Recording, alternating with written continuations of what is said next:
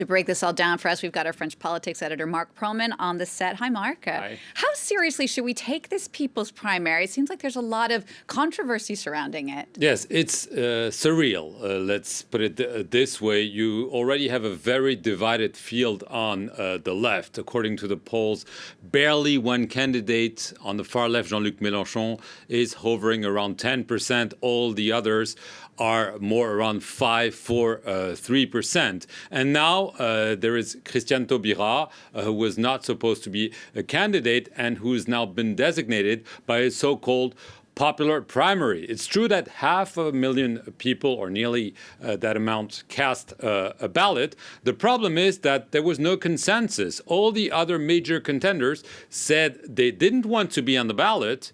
Nevertheless, they were forced to be on the ballot by the organizers, and then they said they would not recognize the results. So instead of having what you might say a popular movement that designates a candidate and the candidate around whom everyone would rally, you have indeed an additional candidate. Christiane Taubira says, I was designated by the people, not by a party like the Socialist Party, the Green Party, Jean-Luc Mélenchon's France's Unbowed Party. And so you have an even more divided field on the left. So it's extremely messy.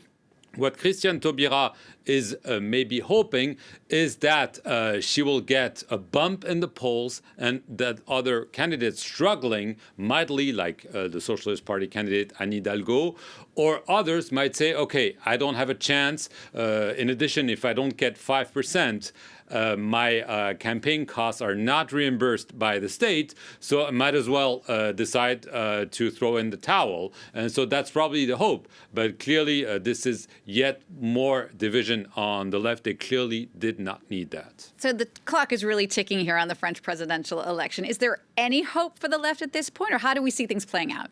Well, the only hope for the left is maybe get to the second round. But clearly, even though they won't admit it in public, not one of those candidates thinks he can win the presidency. According to the polls, 3/4 of the French are aiming to vote for the center-right, the right, or the far-right. This is really a historical low for the left. A quarter of the French voting for the left or the far left. We've never seen this. Maybe this could change in the polls. The only chance there is because you have lots of candidates on the left, as we just discussed. You will have Emmanuel Macron, who is going to be the favorite. You already have a conservative candidate in Valérie Pécresse. You have two candidates on the far right, Marine Le Pen and Éric Zemmour. This will be a very divided field. So, to get to the second round, only two remain for the second round. You might not need too many votes. You might go through with 15%. And this is probably what Jean-Luc Mélenchon, who's the best placed on the left, is hoping that maybe, people on the left will say, okay, we have to rally around one candidate. We might try to push him to the second round, but clearly Emmanuel Macron is the favorite. The other favorites are Valérie Pécresse, who's the conservative candidate, and maybe towards the far right, Marine Le Pen. Clearly, the odds are looking good for now for Emmanuel Macron because of the divisions of all his opponents. Emmanuel Macron, who's still not yet officially a candidate. Yes, but clearly no one seems to think he to doubt will at not this be point. a candidate. Marc, thank you for that. France 24's Marc Perelman.